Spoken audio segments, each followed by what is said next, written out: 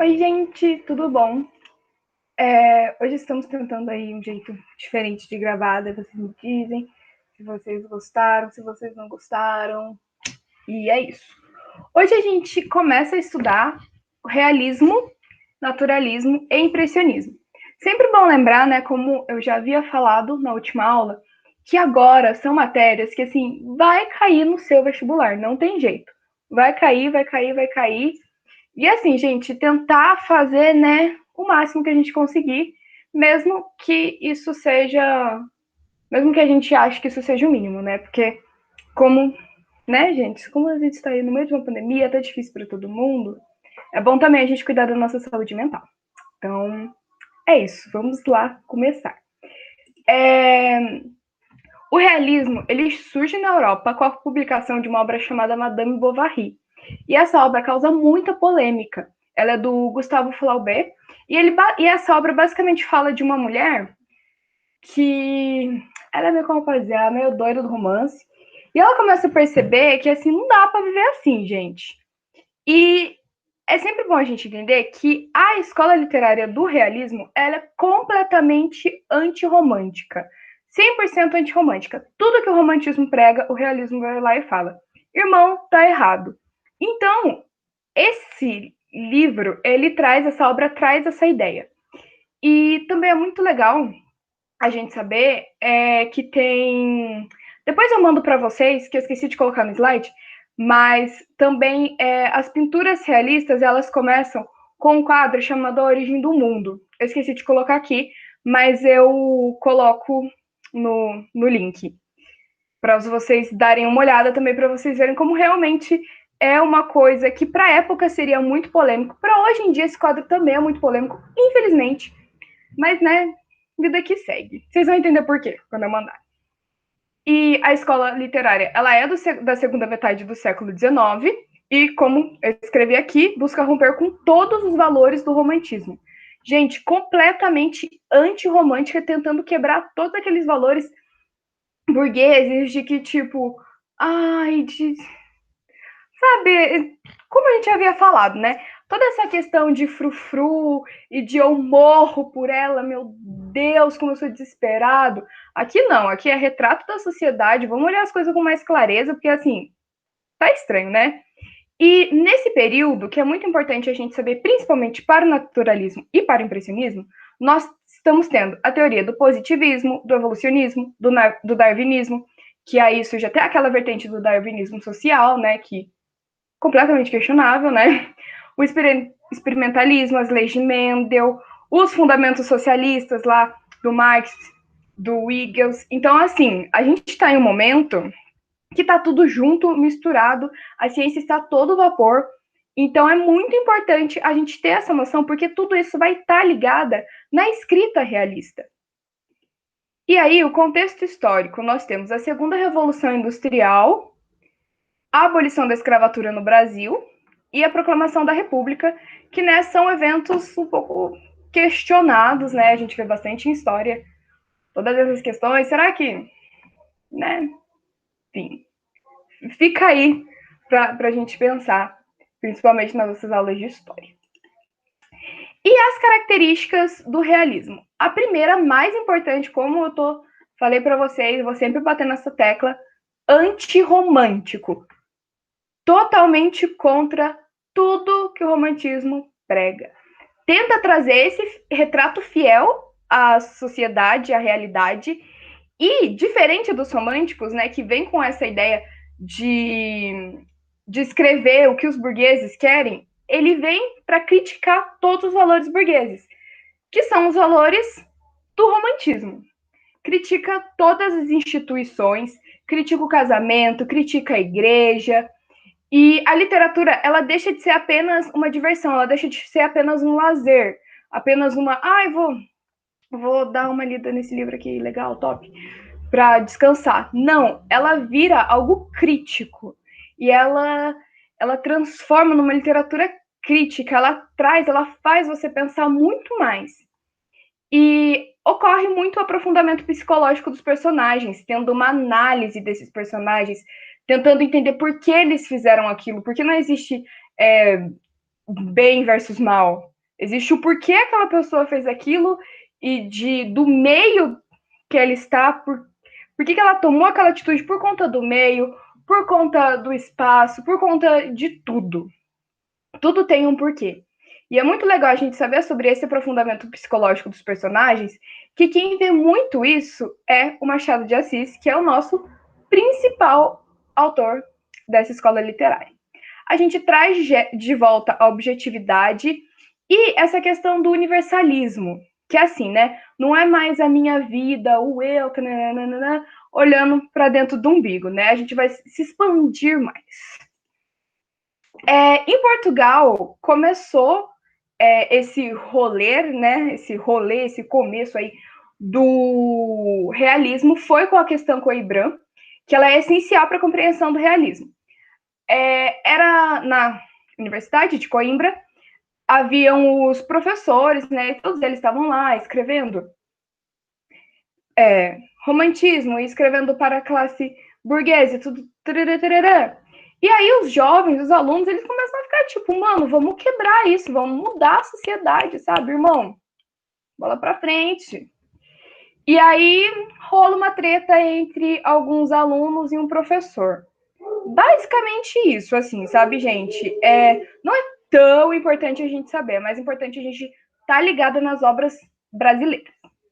E aí, em Portugal, nós temos um autor muito importante, que ele também tem uns bafos aí com o Machado de Assis, que é o Eça de Queiroz. Ele possui atritos com o Machado de Assis, e os dois são considerados quase iguais, assim. Tem gente que fala que o nosso Machado é o Eça deles, e o Eça deles é o nosso Machado. E o Eça de Queiroz, ele tem uma escrita, ele traz nas suas ideias uma escrita muito ácida, assim, que nem ele tem um livro chamado Crime do Padre Amaro. Gente, ele basicamente conta nessa história a história de um padre que engravidou uma moça, e é tipo um livro de 500 páginas, é muito grande, que engravidou uma moça, e aí vou ter que contar spoiler. E aí ele tem que esconder isso de qualquer jeito, né, porque né, ele é padre, e meio que assim, a moça fica escondida e tal, e aí depois dão o bebê, depois que nasce, dão o bebê para uma mulher matá-lo. E é isso. Tudo isso tá nas mãos do padre, que ele fez isso, porque, né, gente? Como assim ele vai perder o dinheiro dele? Como assim ele vai perder os títulos dele? Então é bem aquela crítica à sociedade mesmo, olhando a realidade mesmo.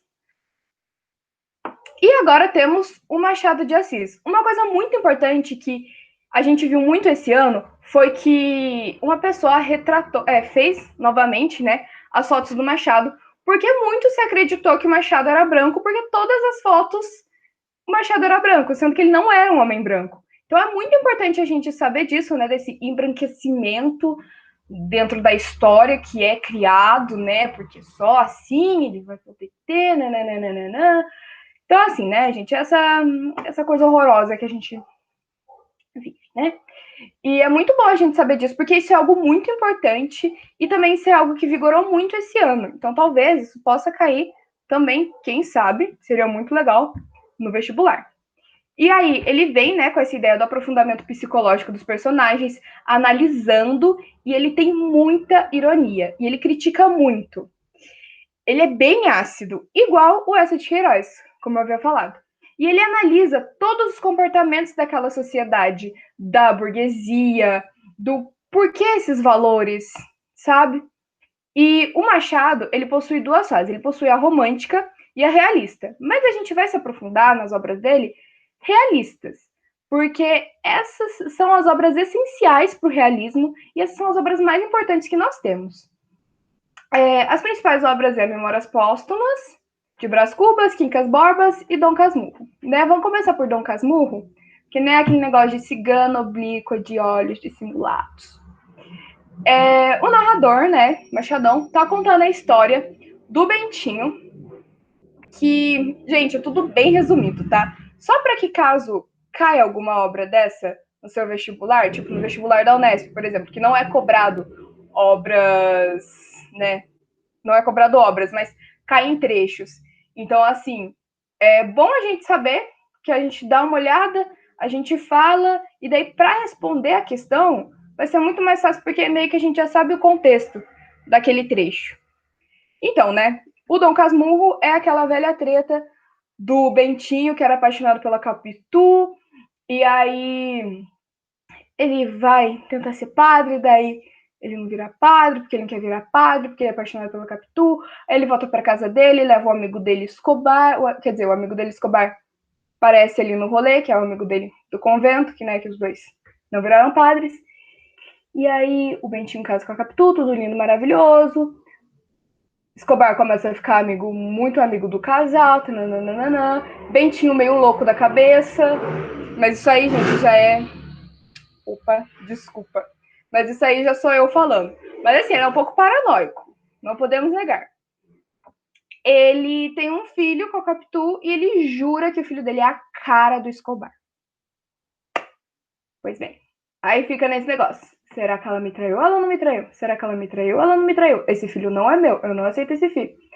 Aí o Escobar morre, daí a esposa dele chora, porque, né, naturalmente, Capitu era amiga de Escobar. E Bentinho também. Mas Bentinho fica, por que ela tá chorando? Ah, ela tá chorando. E aí fica essa treta aí, se traiu ou não traiu, e a gente nunca vai saber. Porque tudo se passa na visão do Bentinho. A gente não sabe o que aconteceu. A gente tem a visão do Escobar, a gente não tem a visão da Capitu. A gente só tem a visão do Bentinho. Então, fica em aberto essa questão. Fique aberto. A gente já sabe que é um homem muito rancoroso, que se separa da Capitu, ela morre. O filho também morre, ele fica. E ele crê, tem certeza absoluta de que foi traição e que é isso, e ponto final. Assim, complicadíssimo, gente. Complicadíssimo. E Machado, ele pega esses personagens e ele analisa profundamente. Tipo, ele analisa a cabeça do Bentinho, né? Essas paranoias que ele teve, se a gente pode dizer assim, né? Em relação a esses ciúmes loucos que ele teve, por que ele sentia isso. Então é muito legal. Quer dizer, né? Daí fica a questão. E a outra obra muito importante é a Memórias Póstumas de Brás Cubas, que é sempre bom lembrar que é um defunto escritor. Quer dizer, é escritor defunto. Ou seja, o Brás Cubas ele já está morto quando ele começa a escrever, quando ele começa, né, a narrar sua história. Então, já que ele já tá morto, gente, ele não deve a ninguém. Então ele vai falar: foda-se essa merda. Bora, vou falar mal de todo mundo, vou xingar todo mundo. E vamos lá. O Brás Cubas, ele era um homem burguês. E ele sempre teve uma vida meio que fácil, né? Não, entre aspas, não. Ele sempre teve uma vida fácil. Não é porque herança, dinheiro, não fazia nada da vida. Mas ele queria muito ficar famoso. Ele precisava dar um jeito de deixar o legado dele, de ser um cara famoso, porque né, ele já tinha dinheiro. O que faltava? Ser famoso. Aí ele tenta fazer um remédio lá e daí dá errado. E daí por conta disso que ele falece. Só que assim, ele falece muito jovem. Acho que foram 11 pessoas no enterro dele, se eu não me engano. Ou seja, era um cara meio que, né, desconhecido, away da vida, tipo, quem é esse? E ele também conta a história do romance que ele teve, de que ele não casou com a moça, e aí ele traía, e daí tinha o marido dela, e enfim, várias tretas. Qual é a coisa mais importante da gente entender sobre o Brás Cubas? Ele, além de trazer essa ironia com crítica gigantesca do Machado, ele analisa todos esses comportamentos e sem filtro. Porque ele não tá devendo ninguém. Ele tá morto, ninguém vai lá encher o saco dele. Então, ele traz muito essa ideia de tentar analisar aqueles valores. E assim, regaçamos, gente, alopramos no total.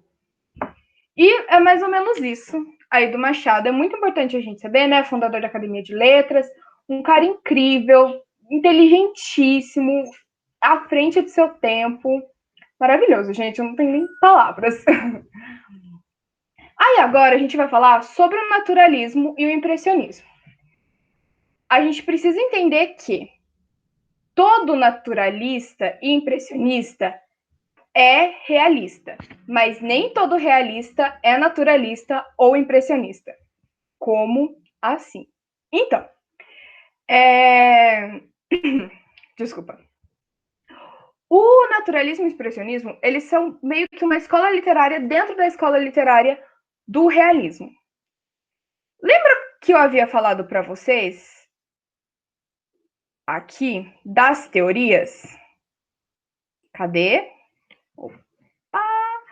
Aqui das ciências, das teorias do positivismo, do evolucionismo, do darwinismo, do experimentalismo.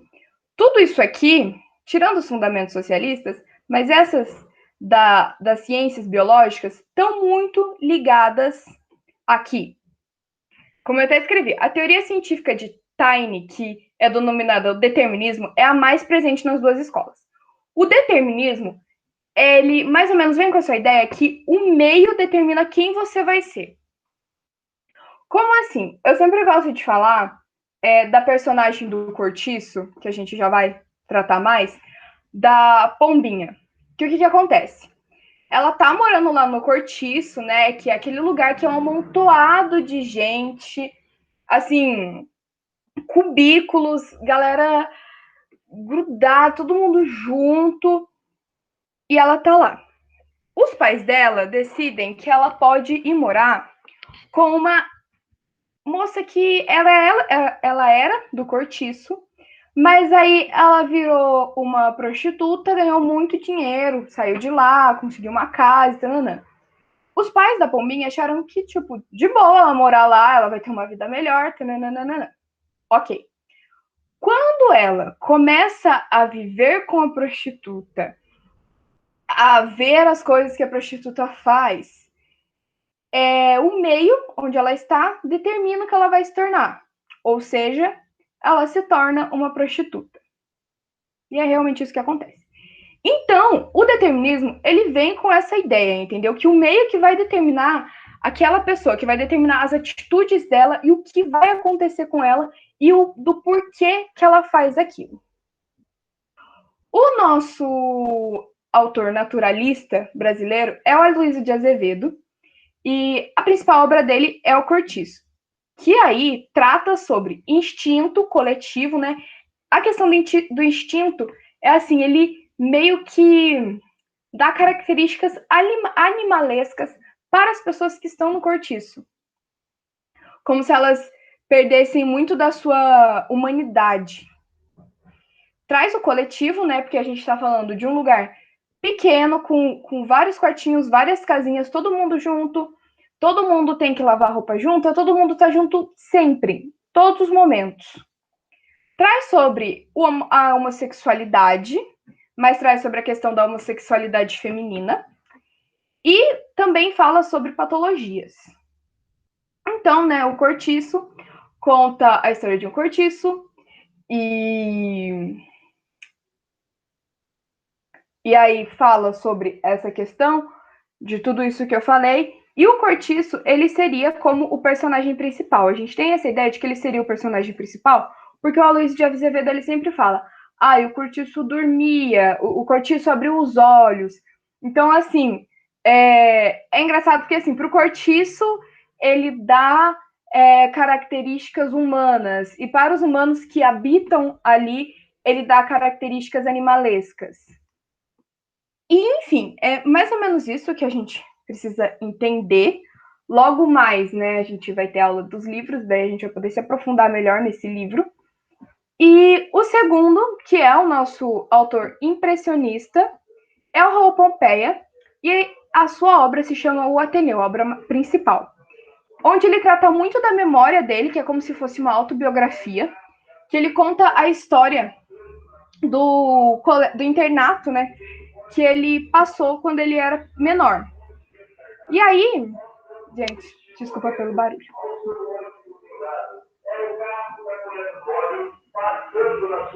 Vai ter que ser assim. Ele trata, né, sobre essa memória, da questão biográfica dele, e ele mostra muito sobre tudo que ele passou quando ele era menor lá. Né, gente? Assim, para pensar, num internato só de meninos, né, o tanto de coisa que deve acontecer. E ele traz uma sátira, ele também traz essa questão da vingança, porque no final da história o colégio ele queima. E também tem muito a questão de que, assim, meio que havia abuso de poder do diretor desse colégio perante os alunos, e bem complicado, assim. E também falou muito sobre a homossexualidade, né, garotos se descobrindo, né, tipo, você tá no internato, né, tá? Vai ter que ficar ali até uns 17 anos. Então, assim, né, é um período que a gente tá realmente se descobrindo e conhecendo o nosso corpo, basicamente, né? E é isso, gente. Eu sei que foi uma coisa bem leve, bem tranquila, bem de boa. Mas é porque precisa ser assim, né, gente? Principalmente agora. E aí, mais sobre o livro e tudo mais, a gente vai ver isso depois. Até porque nós teremos aula do livro, né? Então, podem ficar tranquilos. Sobre os exercícios, eu vou colocar os exercícios, eu esqueci de colocar os exercícios de romantismo também. Então, eu vou colocar os dois. E assim, gente, vocês fazem quando der, assim. É muito importante fazer para a gente conseguir entender se a gente entendeu mesmo ou se a gente não entendeu nada. E é isso, tenham uma boa semana e até daqui 15 dias. Qualquer dúvida, só me chamarem.